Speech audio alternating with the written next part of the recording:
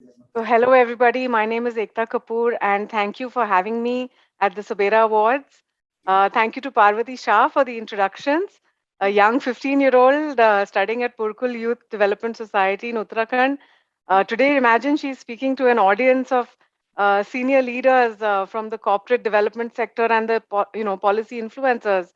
So, many congratulations to Parvati for this achievement, and it just shows that dreams do come true. And आज मुझे बहुत खुशी है कि मैं doctor Prakash Amte and doctor Mandakini Amte से आज ये सेशन मॉडरेट कर रही हूँ। मैं अपने क्वेश्चंस डॉक्टर प्रकाश से शुरू करती हूँ। तो डॉक्टर प्रकाश, आप प्लीज अपनी लाइफ जर्नी के बारे में हमें कुछ बताइए। आपने तो छोटी सी उम्र में ही डॉक्टर बनने का फैसला कर लिया था, तो इसके बारे में प्लीज हमें कुछ बताइए। बाबा आमटे का नाम सभी जानती है। और वैसे उन्होंने जो कुष्ठ रोगियों का काम शुरू किया, that was against wishes of his parents and friends. तब उसने गलत फहमी थी लोगों के मन में, इसे कंटाजियस डिजीज और वो डिफॉर्मिटी आती थी, उसमें वुंड्स होती थी, मैगट्स गिरते थे, तो गांव के बाहर वो लोगों को भगा देते थे। तो बाबा ने ये जो काम शुरू किया 1949 में, और नाम रखा था महारोगी सेवा समिति बड़ौदा। चंद्रपुर डिस्ट्रिक्ट में है, छोटा सा गांव था। उसके बाहर ये गांव शुरू किया, काम शुरू किया। और बाबा की हिम्मत देखिए, पिताजी लैंडलॉर्ड थे, ब्रिटिश के सर्वेंट थे, और 400-500 एकड़ जमीन। उनकी इच्छा थी कि बाबा वकील है तो वकालत करे और खेती के देखभाल करे। लेकिन बाबा ने गांधी जी से प्रेरणा से ये धीरे धीरे तो सब अपना लाइफ छोड़ दिया पीछे, जो लग्जरियस था। He had a sports car and he was a wrestler and he was a cine critic. तो वो नॉर्मा शेरर वगैरह से उनका लेटर से कांटेक्ट था, तो जो फेमस नटी थी। तो ये सब छोड़ने के बाद जैसे आनंद में शुरू किया, तो माय मदर साधना ताई, ताई कहते सब लोग, बाबा, और myself and my elder brother Vikas, ज्यादा डिफरेंस नहीं हमारे एज में। तो हम चारों ही जन जंगल में बाबा के साथ रहने लगे। और साथ में कौन थे? तो ऑल लेप्रोसी पेशेंट्स, सब जगह से। पहले 6 से शुरू हुआ, लेकिन जैसे लोगों को पता चला तो नंबर बढ़ते गए, सराउंडेड बाय लेप्रोसी पेशेंट। और बाबा की हिम्मत देखिए। और हम लोगों ने ज्यादा सिविलाइज्ड लाइफ देखा ही नहीं, क्योंकि वो मोर और लेस बाइकआउटेड बाय द रिलेटिव्स। तो वहाँ हम लोग बड़े होते गए, कोई एम्बिशन नहीं था। स्कूल में गए तो वो मराठी मीडियम, जैसे म्यूनसिपैलिटी का बहुत सिंपल स्कूल था। हमारे टीचर थे वो 7वीं पास थे, उसको वर्नेकुलर फाइनल बोलते। तो 7वीं पास टीचर हमको पढ़ा रहे थे, 1ली से 4वीं तक। हमारे मन में कुछ ऐसा कोई आगे जाके क्या करना है मालूम नहीं था। फिर धीरे धीरे बाबा का काम रिकॉग्नाइज करने लगे लोग, हमारी उम्र बढ़ते गई, बाबा का काम रिकॉग्नाइज। कुछ गांधीयन आए पहले, विनोबा जी ने तो उद्घाटन किया था। तो फिर हम दोनों को ऐसा लगा कि ये काम का इम्पोर्टेंस कितना बड़ा है, ये जो सेवा का काम है। तो ये उसे संस्कार बोलते हैं कि ये ऐसा धीरे धीरे होते हैं, ये बात करने से या भाषण करने से नहीं होता। हम लोग उनका लाइफ देख रहे थे, उसका संघर्ष माँ बाप का। तो उससे धीरे धीरे जैसे हम लोग 8वीं में गए, फिर 9वीं में गए, तो हम लोगों ने डिसाइड किया कि बाबा का काम हम लोगों ने आगे बढ़ाएंगे। और जैसे मैट्रिक हो गए हम लोग, तो मेडिकल कॉलेज में जाके या डॉक्टर बन के करे तो ज्यादा साइंटिफिकली कर सके। बाबा वकील थे, उन्होंने हालांकि ट्रेनिंग लिया था Calcutta school of tropical medicine, 6 महीने का ट्रेनिंग था। तो करना है तो जरा थोड़ा साइंटिफिक करे, तो मेडिकल कॉलेज में यदि प्रवेश मिला। अब फॉर्चुनेटली फॉर बाबा ज्यादा कोशिश ना करते हुए, तो समय नहीं था। तब वो ट्यूशन नहीं, क्लासेस नहीं, कुछ नहीं। हम दोनों को एक ही क्लास में थे हम लोग। Walk in admission Nagpur medical, government medical college में। तो बाबा वॉज सो हैप्पी। तब ट्यूशन फी भी बहुत कम थी, क्योंकि बाबा ने सब प्रॉपर्टी छोड़ दिया था। उनको 200 रुपये महीना कोल्हापुर से एक चैरिटेबल ट्रस्ट से ऑनरेरियम आता था, और माँ को 200 रुपया। तो उसमें से हमारा पूरा एजुकेशन पूरा हुआ मेडिकल का, क्योंकि वहाँ ट्यूशन फी थी 250 रुपया। और दोनों एक ही कमरे में रहते थे, एक ही किताब पे पढ़ रहे थे, तो वो भी खर्चा कम हो गया। तो बात ये हुई थी कि हम लोग नागपुर में एंजॉय नहीं किया लाइफ। हम वी वर मोर और लेस आउटकास्टेड। खादी के कपड़े पहनते थे, ये लोगों के लिए टैबू था। खादी क्यों पहन रहे हैं आप? एक तो अमीर के बच्चे थे, एक तो दूसरे रिजर्वेशन वाले थे, हम तो दोनों में नहीं थे। तो we did not enjoy as much our medical education. लेकिन एक एक साल, 1.5 साल के बाद एक एग्जाम होती थी, फर्स्ट एमबीबीएस, सेकंड एमबीबीएस और फिर फाइनल। तो हम लोग एवरेज थे, पास होते गए, लेकिन और 70 में बाबा ने वो जैसे फाइनल एमबीबीएस एग्जाम दिया तो बोले आप अभी रिजल्ट की राह देख रहे हैं, 8-10 दिन की छुट्टी है, तो let us go for picnic. Picnic जंगल में जाएंगे। तो बहुत मजा आता है लोगों को 2 दिन के लिए जंगल में जाए, सभी को लगता है अच्छा ही लगता है। लेकिन ये जंगल कहाँ था, बामरागढ़ कहाँ था, किसी ने नाम नहीं सुना था। जैसे हम लोग निकले, फैमिली एक पिकअप वैन में थे, सब सामान साथ में रखा था खाने पीने का। तो यहाँ 250 किलोमीटर है, हम जहाँ अभी काम कर रहे हैं हेमलकसा के पास, बामरागढ़ नाम का गांव था छोटा, वहां त्रिवेणी संगम है। तो 3 दिन लगे, तीसरे दिन हम पहुंचे, क्योंकि रास्ते नहीं थे, बीच में नदी नाले काफी थे। जैसे आए हम संगम पे तो बड़ा अच्छा लगा, घना जंगल, मल्टी स्टार। अंगार के पास सोए थे तो हम लोग ऊपर में सब स्टार ही स्टार। बहुत अच्छा लगा कि बाबा ने कितनी अच्छी जगह लाया। 2 ही दिन रहना था। नेक्स्ट डे बाबा बोले हम लोग आए तो चलो गांव पे थोड़ा सा इस एरिया का थोड़ा सा मुआवजा कर लिए। तो जैसे बाबा को शायद मालूम था यहाँ कौन रहते हैं, और इसमें यहाँ यहाँ के लोग कैसे हैं, क्या उनका जिंदगी हो। शायद वो जैसे वो अमीर के बेटे थे वंस अपॉन अ टाइम, तो शिकार के लिए यहाँ आए होंगे, वो भी उनका शौक था। तो पहले गांव में जैसे हमको ले गए, तो गांव के सब जो वहाँ के जो आदिवासी थे, हम लोगों को मालूम नहीं था, मतलब ये प्रिमिटिव ट्राइब था, ये माड़िया नाम है उनका, तब नहीं मालूम था इनको। तो जैसे वो गाड़ी का आवाज सुन के, दिसंबर का महीना था, बाहर आ गए, तो सबके चेहरे पर डर था। ये सब कपड़े पहने वाले, ड्रेसेस है उनके पास में, शॉल है, स्वेटर्स है, और वो सामने वाले सब जो आए थे डर के मारे, उनके पास सिर्फ लंगोटी थी। और महीना दिसंबर का, टेम्परेचर 10 के नीचे। तो हमको भी थोड़ा सा आश्चर्य हुआ कि इतने ठंड में ये ऐसे कैसे, क्या उनका टॉलरेंस हो सकता है। तो जाके कुछ बात करे, जैसे हम लोग उनके नजदीक जाने का सोचे तो सब लोग जंगल में भाग गए, ऑल ऑफ देम, बच्चे, माँ बाप, बूढ़े। उनको उनका पंगा नहीं लेना था, ये कहाँ से आए लोग, कैसे उद्देश्य आए, है ना, सस्पिशन होता है आदमी को। तो हम लोग को जरा अजीब लगा कि यहाँ तो हम लोगों ने इनको कोई, मतलब कोई दुश्मनी नहीं दी या कोई तकलीफ नहीं दी है, तो इतना डर क्यों है। फिर दूसरे गांव में गए, फिर तीसरे गांव में गए, दूर दूर गांव है, बीच में बड़ा जंगल, फिर बीच में गांव, ऐसा करते करते किसी से हम कम्युनिकेट नहीं कर पाए। देखा था बूढ़ा आदमी जो भाग नहीं सका, वो नीचे मुंडी करके बैठा था, क्योंकि लैंग्वेज का भी प्रॉब्लम। माड़िया इज वो स्पोकन लैंग्वेज है, डायलेक्ट, तो वो भी कुछ समझा नहीं, उसकी बात करने की इच्छा भी नहीं थी। तो शाम तक हम लोग फिर हमारे संगम पे आ गए, त्रिवेणी संगम बामरागढ़ में। बहुत बढ़िया है वो, नेचर के हिसाब से देखा जाए तो clean water, better than Bisleri. कोई उसमें पोल्यूशन नहीं। जंगल से आ रहा है, पहाड़ी से। और अंगार लगी थी, अंगार लगा के रखा था कि ठंड बहुत थी, in spite of our sweaters and shawl, हम लोग अंगार, बड़ी अंगार लगा के बैठे थे। तो कोई बात नहीं कर रहा था, क्योंकि दिन भर के इंप्रेशन देखिए आप, आपने suddenly you have seen the difference.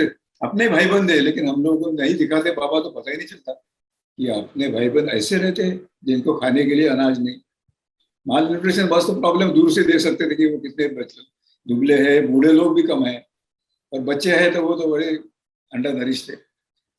तो अपने अपने विचार में खोए थे सब लोग। बाबा ने देखा कोई कोई बात नहीं कर रहा, तो उसने डायलॉग्स खुद से,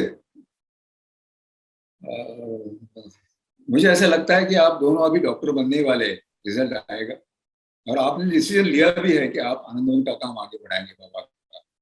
मुझे ऐसा लगता है कि इन लोगों के लिए कुछ करना चाहिए, अपने देश के अपने ही भाई बंद है, जिनके पास अनाज नहीं है, जिनके पास कपड़ा नहीं है, कोई अपॉर्चुनिटी नहीं। तो ये जैसे बाबा बात करते करते मुझे एकदम से सर स्ट्राइक हो गया कि ये पिकनिक का मकसद क्या था। तो बाबा को मैंने बोला कि आपकी उम्र सडनली विदाउट थिंकिंग कि आप 60 की तरफ जा रहे हैं, मतलब 60 की इस उम्र में लोग रिटायर होते हैं, और आप यहाँ काम करने का सोच रहे हैं। तो मैं तो 22 साल का हूँ, 70 में। बाहर एमबीबीएस होने वाला ही हूँ, तो ये आप काम शुरू करेंगे तो मैं आगे बढ़ाऊंगा। तो बाबा के आंखों में चमक, बोले यार चलो एक लड़के को फंसा दिया। ऐसा लगता है ना, विदाउट आस्किंग टेलिंग, तो बड़ा खुश हो गए बाबा।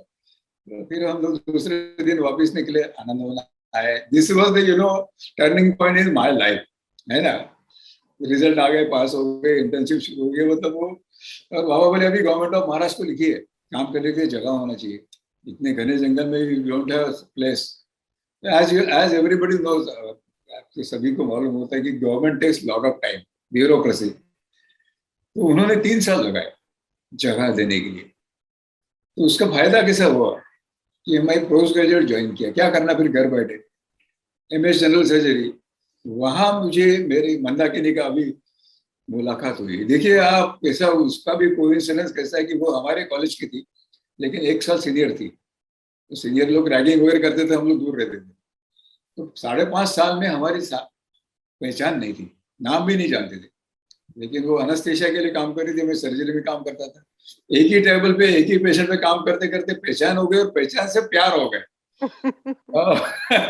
तो ये नागपुर की बेटी, उन्होंने कभी सोशल सर्विस मालूम नहीं, जंगल मालूम नहीं, लेकिन प्यार में वैसा आगे का कोई सोचता नहीं।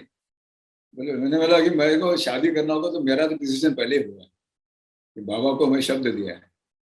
तो बोले ठीक है, आई एम रेडी। तो ये बाबा तक बात पहुंच गई। मेरा बड़ा भाई उसे नहीं पहुंचाया, या तो अपना आपका छोटा लड़का अफेयर कर रहा है वहां पे। तो बाबा ने इसको बुला लिया मंदाकिनी को। तब तक आनंदवन देखा नहीं था। आनंदवन तब तो काफी डेवलप हुआ था, वहाँ सब था, सुविधाएं थी, रोड्स थी, लोग आते थे, विजिटर्स आते थे। तो बाबा ने उसको बोला कि ये देख के आप अपना मन तैयार मत करो कि प्रकाश जाने वाला है जहाँ कुछ नहीं है। तो इसने बोला, तुरंत बोला कि प्रकाश ने मुझे बोला है कि मैं आदिवासी के लिए जंगल में जाके काम करूंगा, और मैंने हाँ कहा। तो बाबा प्रैक्टिकल थे, फॉरवर्ड थे वो। माँ को थोड़ा सा बुरा लगा कि बड़े भाई की शादी पहले होनी चाहिए, तो ये छोटा भाई, लेकिन बाबा ने कुछ सुना नहीं। इसने डिसाइड किया है तो तुरंत शादी कर दो। आप देखिए, एजुकेशन चल रहा, हमको कोई एम्प्लॉयमेंट नहीं था, लेकिन बाबा ने 72 में शादी करवा दी। एक कारण था उसमें कि यदि विकास की शादी होते तक यदि रुक गए तो इसका भी डिसीजन बदल सकता था। तो इसलिए वो शादी भी हो गई 72 में। हनीमून के लिए मैंने मुझे इसी एरिया में लाया कि आगे जाके अपना लाइफ कहाँ आप दिखता है। पैसा भी नहीं था वैसे कहीं बाहर जाए। तो गाड़ी लेके आए 4 व्हील की, यहाँ 2 दिन उनको ये जंगल दिखाया। उसको भी तब पता चला कि जंगल में रहना क्या हो सकता है। तो इस तरह से मतलब ये हिस्ट्री है, दैट इज हिस्ट्री। वेरी और इंटरेस्टिंग। 73 में जगह मिल गई, हाँ। और वो बाबा ने उसका पोजीशन लिया, और मुझे पता चला तो मैं एमएस छोड़ के यहाँ आ गया। वो लेक्चरर थी अनस्थिशा में, she resigned and she joined me. That is how the beginning of Hemalkasa. तो मैं एक्चुअली यही क्वेश्चन मैं डॉक्टर मंदाकिनी से भी पूछना चाहती हूँ कि डॉक्टर प्रकाश से मिलने से पहले आप हमें थोड़ा सा बताइए अपने लाइफ के बारे में। और आपने इनकी मिशन में ज्वाइन कर लिया कि आदिवासियों की यस हम हेल्प करेंगे। तो जैसे ये कह रहे हैं कि लाइफस्टाइल में भी कितना बदलाव आया होगा, तो थोड़ा सा ये जर्नी के बारे में आप बताइए। आप कहाँ से कहाँ तक कैसे पहुंच गए? वैसा देखा जाए तो मैं सिटी की लड़की हूँ। मैं नागपुर में पैदा हुई और नागपुर में मेरा पूरा एजुकेशन हो गया। मेरे माँ बाप दोनों टीचर थे, और उनको एजुकेशन के बारे में बहुत लगाव था, तो उन्होंने लड़कियों को पढ़ाया आपने। और उस साल में लड़कियां ज्यादा मेडिकल वगैरह में जाती नहीं थी, तो थोड़ा सा नहीं बोल रहे थे कि इतने साल लगेंगे, कितना बड़ा टाइम लगता है, मेडिकल का एजुकेशन बहुत कॉस्टली भी है। तो मेरी बड़ी बहन भी पहले मेडिकल में गई थी, तो मैंने भी अपना जिद किया कि मेरे को भी जाना है मेडिकल। तो मम्मी ने सपोर्ट किया। फादर थोड़ा नहीं बोल रहे थे कि दोनों का एजुकेशन के लिए इतना पैसा लगेगा और टाइम भी बहुत वेस्ट होगा, और हमारा लाइफ कम, हमारा एज हो रहा है, तो आपका जल्दी शादी कर देना हमारा कर्तव्य है। उस टाइम तो ऐसा ही था कि लड़कियों का जल्दी शादी निपटा दो और मुक्त हो जाओ उनके कर देते, ऐसा था। तो लेकिन मेरी जिद थी और माँ ने सपोर्ट किया। उसको भी लगा कि लड़कियों की इच्छा है तो उन्हें पढ़ने देना चाहिए, और उन्होंने अपने मेहनत से मार्क कमाए हैं और उनको रेगुलरली एडमिशन हो गई है, तो उनको रोकने का। इसलिए उन्होंने हमें दोनों को सपोर्ट किया और हम मेडिकल में अपने मेरिट पे चले गए, कुछ उसके लिए कुछ करना नहीं पड़ा। फिर मैंने तो बोल दिया कि आपको जब एजुकेशन के लिए खर्चा जो लगता है तो इसके लिए मेरी तैयारी है कि I will take loan from bank and I will pay it after the my education. तो फिर फादर बोले कि नहीं नहीं, जरूरत नहीं वैसे, हम लोग कैसे भी करके आपका एजुकेशन पूरा करेंगे। और बाद में जब मेडिकल में गई तब जनरल पब्लिक जैसी सोचती है कि बाद में प्रैक्टिस करे, नहीं तो एकेडमिक करियर करे। ऐसा ही मेरा भी वैसा इरादा था कि एकेडमिक करियर करे। फिर एमबीबीएस होने के बाद मैंने डिसाइड किया कि एनेस्थीसिया ये लाइन मेरे को अच्छा लगा, तो मैंने वो लाइन लेने का डिसाइड किया और मैंने ज्वाइन कर लिया एनेस्थीसिया। पोस्ट ग्रेजुएशन के लिए एडमिशन ले ली और उस टाइम ऐसा था कि 2 हाउस जॉब करना कंपलसरी था, तो वो हाउस जॉब मैंने एनेस्थीसिया में लिया। तब एक ही टेबल पे काम करते करते हमारी पहचान हो गई। तब तक तो मैंने बाबा आमटे के बारे में एक ही सेंटेंस सुना था कि बाबा आमटे एक सोशल सर्विस करने वाले आदमी है और वो लेप्रोसी के लिए बड़ौदा में काम करते हैं। तो वो जमाने में लड़कियों को कहीं जाने भी नहीं देते थे, तो हमने कुछ देखा भी नहीं था। और बाकी मालूम होने की जरूरत ही नहीं थी कि लेप्रोसी कॉल में कौन जाता है। वो टाइम तो कोई भी जाता नहीं था, ना वो पिकनिक स्पॉट था ना कुछ था। तो बाबा आमटे के बारे में ज्यादा मालूम ही नहीं था, तो ये उनके लड़के के बारे में मालूम होने का सवाल ही नहीं था। हमारे कॉलेज में तब तो लड़कियां अलग अलग रहते थे, ज्यादा पहचान नहीं थी, ज्यादा बातचीत भी नहीं करते थे।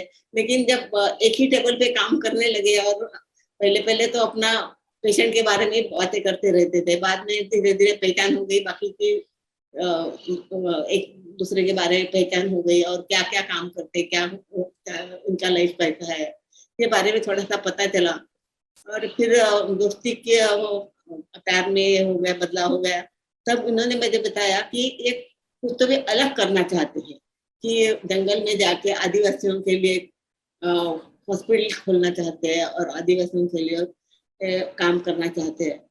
तब मेरे को लगा कि ठीक है, कुछ तो भी अलग स्पार्क है, ये जनरल पब्लिक जैसा नहीं है कि मैं मेडिकल कॉलेज में जाऊँ, प्राइवेट प्रैक्टिस करूँगी, ये करूँ। तो मैंने सोच लिया कि ठीक है,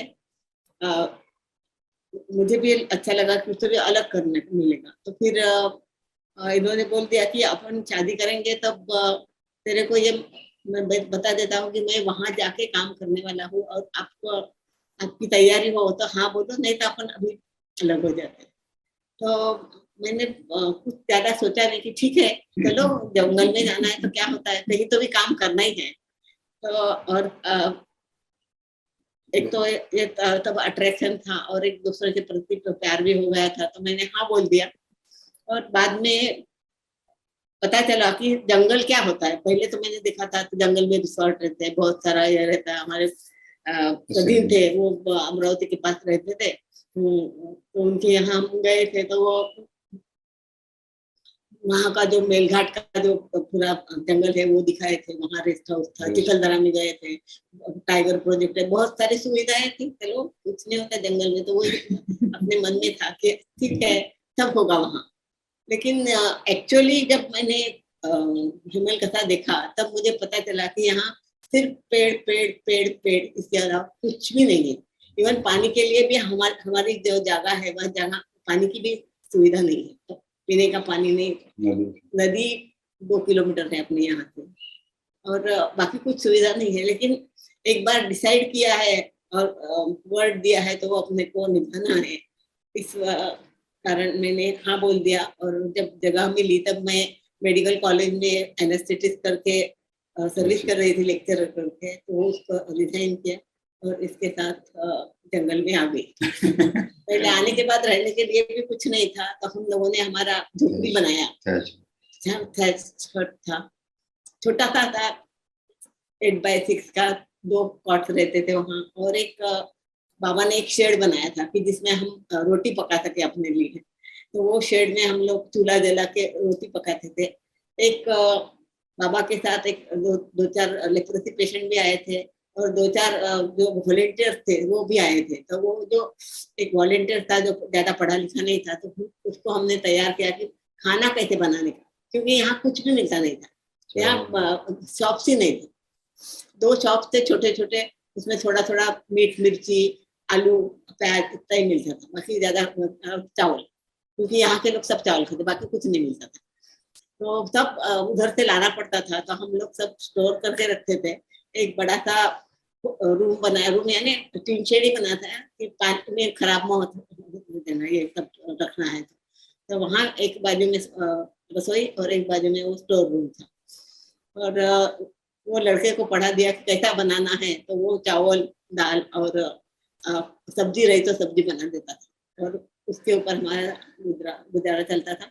सामने हमने दूसरी एक झोपड़ी बनाई कि अपने को अस्पताल चलाना है, पहले तो क्लिनिक चलाना है, तो एक छोटी झोपड़ी बनाई और उसमें थोड़ा सा मेडिसिन वगैरह लाके रखा, स्टेथोस्कोप मेडिसिन जो प्राइमरी जो लगता है बिल्कुल क्लिनिक चालू करने के लिए, वो सब सुविधा हम लेके आए और वहाँ अपना क्लिनिक शुरू किया। उसके सामने एक मंडवा डाल दिया कि लोग आके बैठेंगे।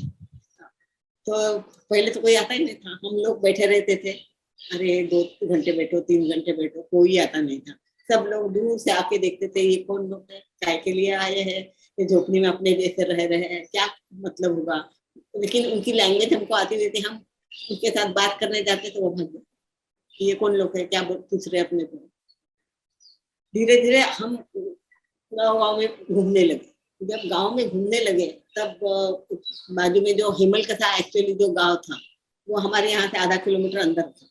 तो हम वहाँ वो गांव में गए और वो लोगों को पूछने लगे, तो उसमें वहाँ एक फॉरेस्ट गार्ड था। तो वो जो था तो वो नौकरी के लिए इधर से आया हुआ था, वो जंगल का नहीं था वो। तो उसको मराठी आती थी, तो और बहुत साल से वो ये माड़िया लोगों के साथ रहने काम कर रहा था, तो उसको उनकी जो लैंग्वेज आ रही थी, तो वो मेडिएटर जैसा बन गया और हम उससे लैंग्वेज सीखना चालू किया। हमने उससे पूछा ये लोग भाग क्यों जाते हैं, ये लोगों को नाम क्या है, ये क्या करते, तो उसने हमको थोड़ा थोड़ा उनके बारे में बताया। और हमने फिर उसको रिक्वेस्ट किया कि थोड़ा थोड़ा हमको भी ये लैंग्वेज पढ़ाइए, so that we can communicate with them, or we can ask some questions to them and we can talk to them about their culture, about their problems, everything. Then he taught us few words. पहले तो नाम को क्या बोलते हैं, गांव को क्या बोलते हैं, आपको क्या डिसीज है, क्या होता है, कुछ तकलीफ है क्या, आपको कुछ प्रॉब्लम है क्या, ये सब कैसा पूछना। तो इसके लिए हमने एक डिक्शनरी बनाई, मराठी टू माड़िया, और धीरे धीरे माड़िया टूटी फूटी उनके साथ कॉन्वर्सेशन कर रहे हैं उनके साथ। तो हम जब उनके लैंग्वेज में उनके साथ बोलने लगे तो उनको थोड़ा सा कॉन्फिडेंस आ गया कि ये लोग अपनी भाषा सीख रहे हैं, अपने को बोल रहे हैं कि हम तुम्हारे लिए आए हैं, आपको मेडिसिन होना है क्या, आपको कुछ तकलीफ है क्या। तो थोड़ा सा उनका हम लोगों ने जो हाँ विश्वास कम हो गया उनका, और थोड़ा थोड़ा वो बोलने लगे धीरे धीरे। फिर जो वहाँ के जो गवर्नमेंट ऑफिसर यानी क्लास 4 क्लास 3 जो थे, तो उनको मेडिसिन का मालूम था, तो उनको कुछ हो गया सर्दी जुकाम, तो वो हमारे यहाँ के टैबलेट लेने लगे। तो उन्होंने भी उनको बोला कि आप भी जाइए, आपको उधर बीमारी है तो लेके जाइए अपने बच्चों को, कुछ है तो ऐसे करके वो लोग हमारे तरफ आने लगे और धीरे धीरे हमारा उनसे रेपो बनते गया। और पहले 2 साल में तो कुछ ज्यादा हुआ नहीं, हम लोग गाँव घूमते थे और ये लोगों के साथ कांटेक्ट करने का प्रयत्न करते थे। फिर 2 साल के बाद बहुत सारा कॉन्फिडेंस उनको आ गया हमारे बारे में, और वो लोग आने लगे और हमारा अस्पताल चालू हो गया। तो इनफैक्ट आपका तो वेस्टर्न मेडिसिन कॉन्सेप्ट था और उनका तो ट्रेडिशनल मेडिसिन होता होगा, फिर भी उन्होंने आप पे ट्रस्ट किया और आपके पास आने ट्रेडिशनल लगे। जो हीलर होते हैं, ट्रेडिशनल हीलर, तो हर गांव में वो पारंपरिक है, मतलब हाँ बिल्कुल। Generation to generation since ages, और वो मंत्र तंत्र में विश्वास करते थे, वो भी चलता था और सैक्रिफाइस, बलि चढ़ाओ, और जैसे कुछ बीमार हो गया कोई तो उनके पास ले गए। झाड़ तो काफी थे तो उसका भी इस्तेमाल करते थे, लेकिन ज्यादा विश्वास तो इसमें था, जादू मंत्र तंत्र और सैक्रिफाइस। और हम लोग जैसा उनका कल्चर स्टडी करने लगे तो पता चला कि दे ह्यूमन सेक्रीफाइस भी यहाँ करते हैं। तो बहुत शॉकिंग था वो, बच्चों को यदि बलि चढ़ाओ, ये कभी सुना नहीं था। तो अंधश्रद्धा कहाँ तक पहुंच सकती है। और जैसे वो मंत्र तंत्र का विश्वास लोगों में क्यों बढ़ा, छोटी बीमारी होती है ना, वो अपने आप ठीक होती है, आप सभी को मालूम है। इम्यूनिटी होती है ना हर एक की। जैसे अभी आप देखिए कोरोना में कई लोगों को तो सिम्टम ही नहीं होते, तो इम्यूनिटी की वजह से। तो किसी को सिम्टम आ गया, उसके पास ले गए, उसने मंत्र वंत्र का कुछ दिया उसको, वो ठीक हो गया। तो उनको विश्वास हो जाएगा कि इसकी दवाई से हम लोग ठीक हो गए या इसके मंत्र से ठीक हो गए। लेकिन जो असल में बीमार थे, जो सीरियस थे, वो उसके कोशिश के बावजूद भी ठीक नहीं हुआ, तो वो बोलता था कि मैंने मेरे सब प्रयत्न पूरे किए, आप भगवान की मर्जी, आप इसे ले जाइए, बच गए तो बच गए, नहीं तो मर जाएगा। तो ऐसे लोगों को यहाँ आप क्यों नहीं लाते? ऐसे हमने अपने मन में सोचा कि ऐसे लोगों को हम कन्विंस करें, ऐसे पेरेंट्स को उनके, अब ये मरने वाला है, आपके सब प्रयास तो पूरे हो गए। तो ये दो केसेस के बारे में बताता हूँ आपकी, लोगों में विश्वास कैसे पैदा हुआ। यहाँ ठंड बहुत ही, मैं बोला था आपको ठंड बहुत है, तो यहाँ अंगार के पास होते थे, अंगार को गोद में लेके सोना, इतने नजदीक, क्योंकि बहुत ठंड थी। तो एक बच्चा था हेमलकसा गांव में, वो एपिलेप्सी थी, उसको फिट्स आते थे। अनफॉर्चुनेटली उसको नींद में फिट आ गई, अंगार में गिर गया, 40% बर्न। एज यूजुअल उसके पास ले गए मंत्र पुजारी जिसको कहते हैं उनके पास, तो उसने कुछ दवाई लगाई या कुछ मंत्र तंत्र किया, तो इन्फेक्ट हो गया। इन्फेक्शन के बाद में पस हुआ। पस होने के बाद में वो जो ग्रीन वो मक्खी होती है जो डेड बॉडी पे बैठती है ना, ग्रीन, तो ले एग्स थे। उसके बाद में वो उसका लार्वा में, वो लाइफ साइकिल है उनकी, मैगट्स बोलते हैं उसको। वो मैगट्स वो जख्म से अंदर जाके वो पूरा उसका पस मसल खा के बड़े होते, तो अंदर काटते रहते। बाहर से दिखते नहीं, बाहर से सिर्फ थोड़ा सा मूवमेंट आता, लेकिन उसको बहुत पेनफुल होता है वो। तो वो देखते, फिर घूमते घूमते हमको बच्चा दिखा, झोपड़े के बाहर था मंडप, क्योंकि स्मेल आ रहा था अंदर रखने का। रियली हेल्पलेस हो रहा था, 10 साल का बच्चा। माँ बाप को हमने बोला कि इसको अभी वापस किया था, इसको क्यों नहीं लेके आते? तो उनको तो मालूम था अभी ये तो मरने वाला है, और ये बोलते थे चलो ठीक है आपके पास लेके आएंगे। हमारा पहला ओपीडी तो झाड़ के नीचे ही था, सबके सामने ओपन। उसको ये सब ड्रेसिंग किया, उसके मैगट्स फॉरसेप्स से जितना हो सके निकाला। नीलगिरी मतलब जो होता है ना यूकैलिप्टस ऑयल, वो डालने से वो थोड़ा सा रिपेलेंट है, उससे काफी सारे वो मैगट्स बाहर आ गए। और फिर एंटीबायोटिक, पेनिसिलिन बहुत सस्ता था, बहुत ही सस्ता एंड बहुत इफेक्टिव, तो वो पेनिसिलिन का इंजेक्शन दिया। एपिलेप्सी के लिए गार्डिनल की गोली, मजाक में बोलते हैं लोग कि जो नींद की गोली खा के सुसाइड करते थे पहले, तो that is a drug for epilepsy पुराने जमाने में, सोडियम गार्डिनल। वो दवाई दिया उसको कंट्रोल्ड। तो अरे जिंदगी में कभी दवाई नहीं लिया, तो उसका इफेक्ट इतना जल्दी आ गया, देखते देखते इन्फेक्शन कंट्रोल हो गया, फिट्स बंद हो गई। तो वो हमारा लोग दूर से देखते थे, फिर नजदीक आने लगे। और उसको हम लोगों ने बोला कि अभी यहाँ इसको यहीं रहने दीजिए, कि बंद की जल्दी तो ठीक होती नहीं, बंद की इंजरी, तो हम लोग इसको अडॉप्ट कर लेंगे। तो हमारे साथ साथ में रहता था, वो हमारे साथ खाना खाता था, और हमारे साथ गाँव गाँव में घूमता था। तो ज्यादा लोगों को पता चला कि यहाँ अल्टरनेटिव मिला अभी है। तो पुजारी लोगों को तो गुस्सा आता था उनको कि अपने इतना ट्रेडिशन चल रहा है और इसके बारे में कॉम्पिटिटर आ गए अभी। लेकिन हमने कोई उसका विरोध नहीं किया, हमने बोला ठीक है आपकी इतनी परंपरा है, उनके पास जाइए। उसने ना कहा तो फिर लेके आइए। तो इस तरह से और एक पेशेंट जो 30 किलोमीटर पे, mouth to mouth publicity, 30 kilometre एक गाँव था, वहां वो बेहोश गिर गया था। उन्होंने सब उनके उपाय पूरे सारे पूरे हो गए थे, कॉन्शियस नहीं हुआ।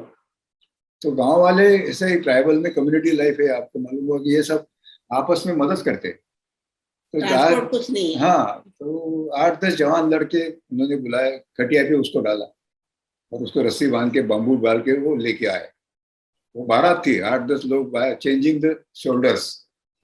तो यहाँ आके हमारे कमरे के सामने, झोपड़ी के सामने रख दिया और बोला ये ऐसा ऐसा है, बेहोश है, आप देखिए। तो बाकी लोग चले गए। तो हम लोगों को एक और इतनी खुशी हुई कि 30 किलोमीटर से लोग अपने विश्वास पे आए। और दूसरी next moment we were worried how to diagnose it. यहाँ कोई बिजली नहीं, यहाँ कोई इन्वेस्टिगेशन नहीं, यहाँ हमको ज्यादा लैंग्वेज भी अच्छी आती नहीं, तो किताबें पढ़ी हम लोगों ने, ये सिम्टम के मुताबिक क्या हो सकता है। तो हम दोनों ने ऐसा डिसाइड किया शायद ये दिमाग का मलेरिया, मतलब सेरेब्रल मलेरिया कहते हैं, काफी सीरियस होता है ये। तो वो हमने डिसाइड किया प्रोविजनल डायग्नोसिस, उसके मुताबिक उसको क्विनिन, ग्लूकोज ये स्टार्ट किया, और हमारे सब वॉलंटियर्स थे उसके साथ में बैठे रहते थे ताकि उसको मॉनिटर करें, क्योंकि उसका एक रिलेटिव देख रहा था और हम लोग उतनी मेहनत कर रहे थे कि हमारी भी ऐसी इच्छा थी कि यहाँ उसका कोई कम ज्यादा हो गया तो उसका बड़ा बुरा मैसेज जाएगा, इतने दूर से लाया और क्या फायदा, गांव में पुजारी होते हैं वही ठीक है। तो तीसरे दिन उसने आंख खोली, मूवमेंट चालू कर दिया। तो हमारे जो देख रेख करने वाला एक वॉलंटियर था वो दौड़ के आया, भाऊ देखो बोले ये अभी कॉन्शियस हो रहा है। हम जाके देखा है तो he was quite all right, conscious हो रहा था। तो 5वें दिन वो बिना बताए, मतलब जैसे उठा खड़ा हुआ, ताकत आ गई थोड़ी सी, ग्लूकोज चल रहा था, अपनी खटिया कंधे पे लिया और उसकी वाइफ पैदल चले गई 30 किलोमीटर। आप इसका देखिए असर कैसा होता है कि जिस गांव से वो आए, 4-5 गांव से आए होंगे 30 किलोमीटर में, बीच में जो गांव है, तो आते वक्त वो बारात में वो हॉरिजॉन्टल था, तो जाते वक्त वर्टिकल गया अपनी कपड़ा कंधे पे। तो ये मैसेज है, ये मतलब भाषण देने से इसका असर बहुत ज्यादा हो। तो गांव गांव वाले को पता चल गया कि यहाँ अच्छी दवाई मिलती है, लोगों के क्रिटिकल पेशेंट भी ठीक हो रहे हैं। तो अब बहुत लंबी स्टोरी है लेकिन मेक इट शॉर्ट, ये एरिया इतना बड़ा है कि यहाँ कम से कम 1000 वनग्राम है। इस साइड में बस्तर है, नीचे आंध्र प्रदेश आता, तेलंगाना कहते हैं उसको। तो ये 150 किलोमीटर से मतलब एरिया से पेशेंट लोग या पैदल चल सकते थे तो पैदल आते थे, उसको 3 दिन लगते थे, और ये सीरियस होगा तो उसको कंधे पे उठा के लाते थे। और हम लोगों को फिर समय नहीं मिलता था, चारों बाजू से पेशेंट आ रहे, और हमको इस घड़ी का सवाल ही नहीं था, बेचारे पैदल आ रहे थे, जब भी आए तो हम लोग अवेलेबल थे। तो रात दिन हमारा ये काम चलते गया, लोगों में पूरा विश्वास आ गया। या डिलीवरी कर रहे, मतलब हम लोग स्पेशलिस्ट नहीं थे, तो दांत का प्रॉब्लम आ गया, दांत को निकाल दो, उसका पेन कम हो जाता, हड्डी के प्रॉब्लम आते थे, एक्सरे नहीं है, फिर भी हमने अपना मेथड निकाला है, कुछ हिला के देखो, हड्डी का फ्रिक्शन हो गया तो फ्रैक्चर है, फिर उसको प्लास्टर ऑफ पेरिस से ठीक करो। ईएनटी की प्रॉब्लम है, मतलब किसी को हम लोगों ने ऐसा आपस में डिसाइड किया कि जो अपने भरोसे पे इतने दूर से आते हैं उनको कैसा कहे कि हम स्पेशलिस्ट नहीं है, और स्पेशलिस्ट जो है वो नागपुर में है, जो 350 किलोमीटर, और जहाँ रास्ता नहीं है, यहाँ जून में बारिश आ गया, बारिश आ गई तो 6 महीने तक सब नदी फुल, कोई भी आदमी जा नहीं सकता था या आ नहीं सकता, ब्रिज नहीं था। तो इस तरह से हमने बोला कि यहाँ हमने वापस किया तो वो तो ऊपर जाने के, उसको दूसरा कोई, तो हम कोशिश क्यों ना करें, यदि पूरा उसको दुरुस्त नहीं कर सकते कम से कम उसका पेन तो कम कर सकते थे। तो इस तरह से सालाना 40 से 50 हजार ओपीडी पेशेंट आते थे, और हमारे जो इंडोर पेशेंट थे, वे टेक्निकली इंडोर कहते जो एडमिट है ना, लेकिन वो तो बाहर ही रहते थे, बाहर झाड़ के नीचे अंगार के पास होते थे, झाड़ को सलाइन की बोतल बांध के सलाइन वगैरह देते थे। That was our indoor hospital. ये सब विश्वास आने के बाद उन्होंने बाकी समस्या हमको शेयर करने लगे, वो कि हम लोग यहाँ गाँव घर जैसे जंगल का पूरा इस्तेमाल करते हैं, पूरा इस्तेमाल मतलब लिटरली सदियों से मूल होता है शिकार के लिए। जो एनिमल्स थे, जो एनिमल्स मुझे तब तक मालूम नहीं था हमको, बंदर है, बंदर को मार के खा गए, रेड हैंड्स चिटिया चूहे मार के खाते थे, या कम्युनिटी हंटिंग में जाती भालू मिल गया, हिरन मिल गए, what ever it is, anything that moves उसको शिकार करे और शेयर कर लो। तो इस तरह से जब वैसा यहाँ के जो उस समय के जो ऑफिसर थे उनको जबरदस्ती काम के लिए बुलाते थे, क्योंकि you are using our property, forest से जंगल का है, मतलब जंगल डिपार्टमेंट का है ना, वो फॉरेस्ट डिपार्टमेंट होता है ना, और आप हमारे जंगल का इस्तेमाल कर रहे हैं, आप झोपड़ी बनाते, लकड़ी कहाँ से लाते, तो गवर्नमेंट की है वो, उसके बदले में काम करो। तो वो लॉजिक था। तो बेचारे दिन भर काम करते थे, शाम को अंगूठा लेके उसको वापस भेजते थे, 1 पैसा नहीं देते थे। तो वे सब लोग हमारे पास आ गए, विश्वास आ गया, तो बोले भाऊ देखिए कि हम लोग 8-8 घंटे काम करते हैं, यू कैन इमेजिन, मैं तो अभी तक मैं समझ में नहीं आता कि why should we call ourselves civilised. जो आदमी के पास कपड़ा नहीं है और खाने के लिए अनाज नहीं है, उससे आप 8 घंटा काम कराओ और उसके हक का तब कितना 7 रुपया होता रोजगार, हमें एम्प्लॉयमेंट गारंटी, वो भी उसको मिलता नहीं था। तो हम लोगों ने कंप्लेंट किया उनके सब वो अंगूठी लेके। फॉर्चुनेटली हमारी तरफ से कंप्लेंट की तो ऑफिसर ने एक्शन लिया, सस्पेंड हो गए। तो हमारे सब वॉलंटियर्स थे मेरे साथ, तब से काम करने वाले। हमने डिसाइड किया कि इनको उनके राइट्स के बारे में अवेयर करना चाहिए, और इसलिए स्कूल का हमने डिसाइड 2.5 साल के बाद में हमने बोला कि इनको स्कूलिंग करें, मतलब वो फॉर्मल एजुकेशन है और साथ साथ में राइट्स के बारे में और खेती पढ़ाएंगे, क्योंकि वो सब जंगल के ऊपर डिपेंडेंट है। तो फिर गाँव को लोगों को हमने बोला घूम के कि आप अपने बच्चे भेजिए। तो फिर डाउट आ गया उनके मन में कि अपने बच्चे अपने घर में ले जा रहे हैं, तो कैसा, ये कंसेप्ट ही सुना नहीं था कभी। ट्रांसपोर्ट नहीं था तो ऐसा स्कूल, डे स्कूल नहीं चालू कर सकते थे। हाँ, आप दूर कैसे दूर आएंगे? गाँव। 20-20 किलोमीटर से पैदल कहाँ आएंगे बच्चे छोटे छोटे? तो residential डाउट्स थे school- मन में, उनके डाउट्स थे काफी। जंगल से जाएंगे तो कोई वाइल्ड एनिमल हमला करेगा या स्नेक बाइट होगा, तो उसकी जिम्मेदार कौन रहेगा। तो हमारे वॉलंटियर्स ने उनको कन्विंस किया कि आप अस्पताल में आने के लिए इतना समय लिया और आज आप हजारों की तादाद में आ रहे हैं, तो why don't you give us one opportunity, हमको अपॉर्चुनिटी दीजिए कि आपके बच्चों को हम पढ़ाएंगे, हम खेती सिखाएं, उनके मतलब राइट्स। रेजिडेंशियल स्कूल आपने उनको ऑफर किया? क्योंकि वो दूर दूर थे ना गाँव, 40 किलोमीटर 30 किलोमीटर से रोज गाँव तो से आना बाहर जाना तो मुश्किल ही था। मुश्किल था जाना। तो शर्म के मारे देखिए 25 बच्चे भेजे उन्होंने, लेकिन हर एक गाँव से 2-2 3 बस ऐसे ही। साल खत्म होते होते उसमें से 10 बच्चे भाग गए। क्यों भागे? कि उनको डिसिप्लिन लाइफ अच्छा नहीं लगा। हमने तभी उनको बोला कि लड़कियों की भी भेजो, तो 2 लड़कियां आई मुझे बड़ी मुश्किल से पहले क्लास में। अब कितने बच्चे हैं? 650 बच्चे 650 बच्चे यहाँ रेसिडेंशियल है, आधे लड़कियां हैं, लड़कियां हैं, हाँ, आधे लड़के हैं। तो उसमें से बहुत सारे पहले बैच का पहले 3 लड़के थे, वो 12वीं तक पढ़े। बाकी के लड़के भी यहाँ स्कूल तब 10 तक ही था, आगे के क्लासेस नहीं थे। तो हमने उन 3 लड़कों को आनंदवन भेजा कि जो बाबा का प्रोजेक्ट है, वहाँ पूरा कॉलेज वगैरह सब हमारा कॉलेज था, तो वो कॉलेज में उनको भेजा। तो वो लोगों ने 12th किया। उसमें से एक लड़का बोला कि अभी मुझे पढ़ना नहीं है, मैं अपने गांव जाऊंगा और अपना कुछ भी करूंगा। तो उसने यहाँ आके वनग्राम में अपना वन खाता में अपना अर्जा कर दिया, तो वो गार्ड बन गया फॉरेस्ट का। दूसरा बोला कि मेरे को टीचर बनना है, तो उसने अपना टीचर का ट्रेनिंग ले लिया और उसको यहाँ टीचर करके सर्विस मिल गई। आदिवासियों की सब पोस्ट खाली रहती थी, रिजर्वेशन है उनके लिए, तो इनको सब खाली थी, तो उनको गवर्नमेंट जॉब मिल गए। तो तीसरा जो था तो वो ज्यादा मेहनती था, वो बोला कि मुझे डॉक्टर ही बनना है।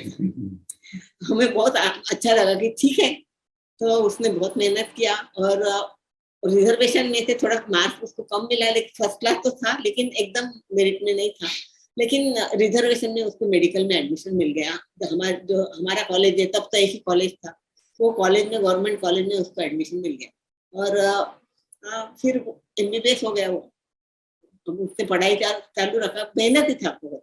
और हमारा जब MBBS हुआ तो हमको इतना अच्छा लगा कि चलो ये जहाँ स्कूल में, जहाँ एजुकेशन नहीं है, जहाँ स्कूल नहीं है, वहाँ का एक लड़का कि जिसके माँ बाप ने कभी स्कूल देखा नहीं, तो हमारे भरोसे पे उसको आगे भेजा और वो डॉक्टर बन गया। हम लोगों ने उसको बोला कि अभी तू आ जा, तेरे को गवर्नमेंट सर्विस इजीली मिल जाएगी, सब सीट खाली है।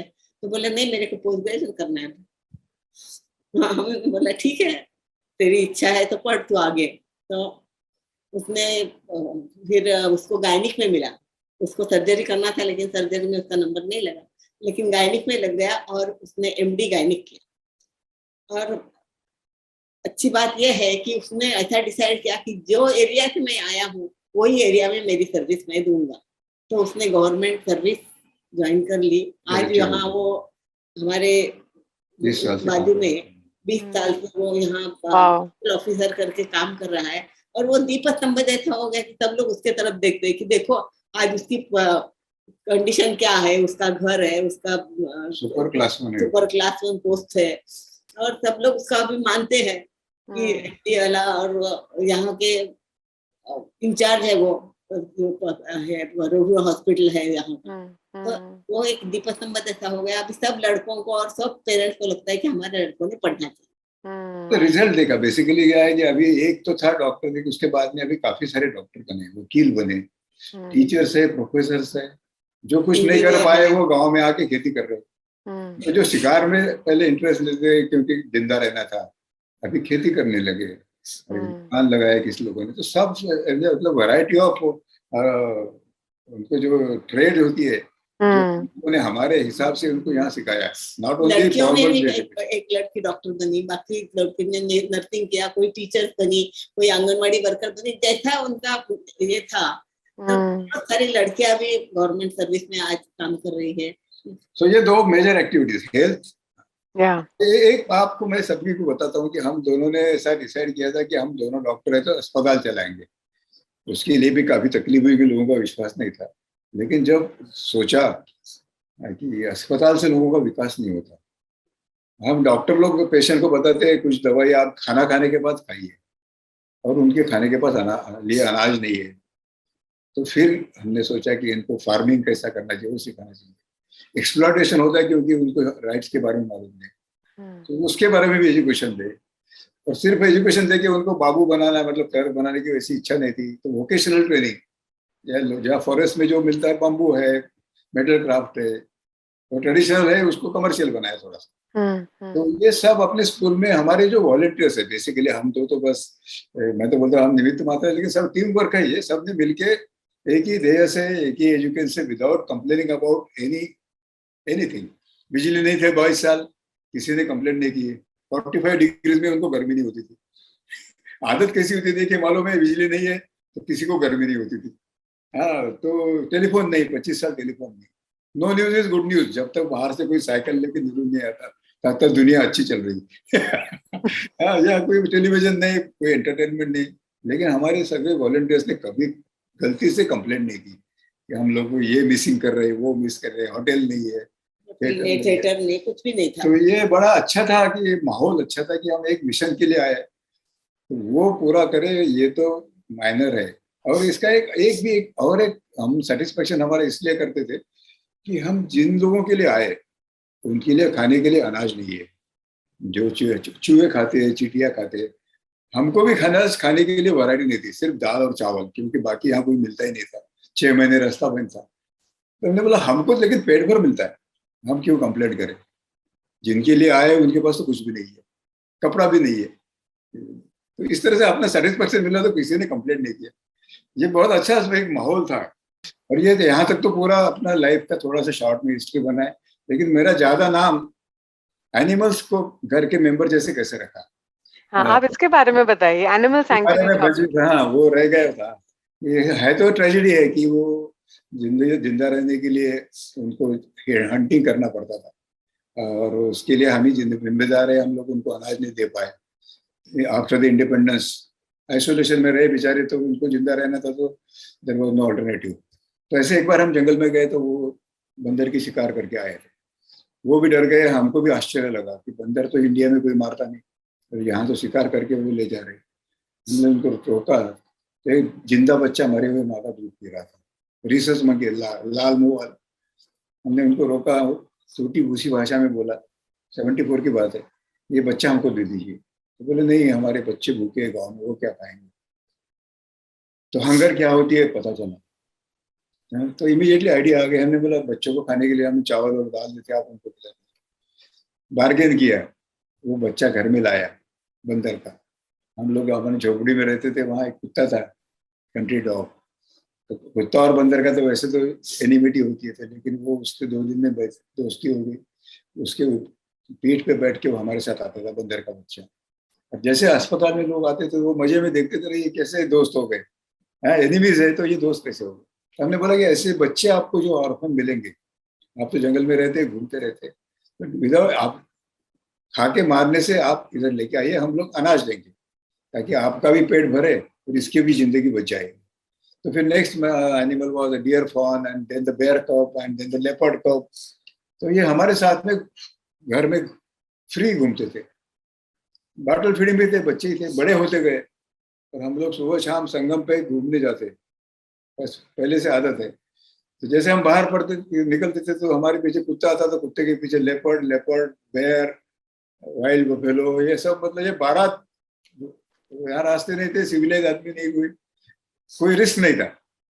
और ये लोग भी वैसे एग्रेसिव नहीं बने, उनको खाना पीना हम बराबर देते थे, तो they never try to attack any stranger. तो ये बढ़ते गया हमारा परिवार, दे वर मोर और less member of my family. तो जैसे मैं स्कूल आ गई, फिर अस्पताल में छोटे बच्चे आने लगे, तो हमने बोला रिस्क ना ले, इसलिए उनको केजेस में रखा। लेकिन हम लोग उनको लिमिटेड इंडिपेंडेंस देते हैं, जहाँ कोई नहीं रहता वहां उनको खेत में जाके मॉर्निंग वॉक के लिए ले जाते, लेपर्ड, बेर, और बाकी है लकड़बग्गा है, जो काफी डेंजरस है, ऐसे लोग समझते हैं, अनप्रेडिक्टेबल है। वो हमारे क्या है, फैमिली के मेंबर है। आज तक मैंने कभी उनको ट्रेनिंग नहीं दिया, ओनली लव, अपने माँ का प्यार दिया, और उससे मैं, मेरे बेटे और मेरे पोते, ग्रैंडसन्स, वो सांप को भी नहीं डरते, वो सांप भी गले में लेके, उनको सांप से यहाँ काफी लोग डरते थे क्योंकि स्नेक बाइट से डेथ होती थी। सिंस ये हम लोग जो प्लेटफॉर्म पे हैं, सवेरा अवार्ड्स, आर तो कॉन्वर्जेशन और आपकी जो वॉइसेस है वो मतलब कॉर्पोरेट लीडर्स तक पहुंच रही हैं। सो आप उनको क्या सलाह देना चाहते हो, कॉर्पोरेट लीडर्स चाहे हो, चाहे वैसे ही सिटीजन जो अर्बन सिटीजन हैं, सिटीज में रहते हैं, या नेता हैं, उनको ट्राइबल लोगों की मेन स्ट्रीम इंटीग्रेशन के लिए क्या कर सकते हैं? आप हमें थोड़ा एडवाइस कीजिए। सबसे पहले मैं सभी को बताता हूँ, ये मेरी जिंदगी का मैं एग्जाम्पल देता हूँ कि बाबा ने, यदि वो हम लोगों ने इनकी जिंदगी नहीं दिखाते तो यहाँ आने का सवाल ही नहीं था। हम लोग आनंद वन में कुष्ठ रोगी की सेवा करते रहते। तो एक्सपोजर इज मोस्ट इम्पोर्टेंट। आप सिटी में रह के आपको पता नहीं चलता, हम लोग एफ्लुएंसी देखते हैं, मतलब ये अंबानी जी की तरफ देखते हैं कि वहाँ कैसे तरक्की होती है आदमी की। तरक्की की डेफिनेशन ही है यू अर्न मोर। तो उसी वक्त, मतलब यू आर यंग, यदि आप जाके जंगल में जाके या अच्छी सामाजिक काम चल रहे हैं, उनका लाइफ यदि थोड़ा सा देखिए आँख खोलकर, तो सबकॉन्शियस माइंड में उसका असर होता है। तो so that exposure is most important. मुझे ऐसा लगता है कि उसके बाद में लोग सोचने लगेंगे कि जो भी पीछे हम जिंदगी जी रहे हैं वो अच्छी है, या हम ज्यादा उसके ग्रेड के पीछे पड़ने से कोई सेटिस्फेक्शन नहीं मिलता। तो ये एक most important thing I always tell youngsters basically, आप जिंदगी यदि शुरू करना है तो आप इधर का भी देखिए, सो दैट आपको उतना दुख नहीं होगा कि मुझे ये नहीं मिलता और वो नहीं मिलता। थैंक यू, आपने अपना पर्सपेक्टिव शेयर किया यहाँ पे, and I am very privileged कि मेरे को आप दोनों से मिलने का मौका मिला। And thank you to Sabera awards and thank you to Suparna Chadha for this opportunity. And एक जो पार्वती के बारे में मुझे सुना था, पार्वती का हाँ कितनी जी, इंस्पिरेशनल स्टोरी है। हाँ जो जी, 15 साल की उम्र में इज नाउ कंडक्टिंग, कितना कॉन्फिडेंस उसमें आ गया है। सो बिल्कुल, अपॉर्चुनिटी देने से क्या फायदा होता है, ये आपके पास भी उदाहरण है। एब्सोल्युटली। उससे काफी सारे लोग इंस्पिरेशन ले सकते हैं कि इतने कम उम्र में जो कॉन्फिडेंस उसमें आया है। तो उसके खास मैं इसके उदाहरण शेयर बिल्कुल, करना चाहता हूँ। यस। और अब देखो हम कोरोना के चक्कर में हम लोग इतना जूम के थ्रू कनेक्टेड हो गए हैं कि वो उत्तराखंड में है और मैं कहाँ हूँ और आप कहाँ हैं, हम सही सब बात है। एक दूसरे से कनेक्टेड हो गए हैं। तो कोई लिमिट नहीं है, आई थिंक, किसी का, मतलब जैसे आपने कहा, अगर मिशन है तो करना है, तो करना है। हम लोग कहीं भी बैठे कर सकते हैं कुछ भी। So thank you so much, and I will hand over back to Parvati, and she can take the proceedings forward from here. Thank you so much.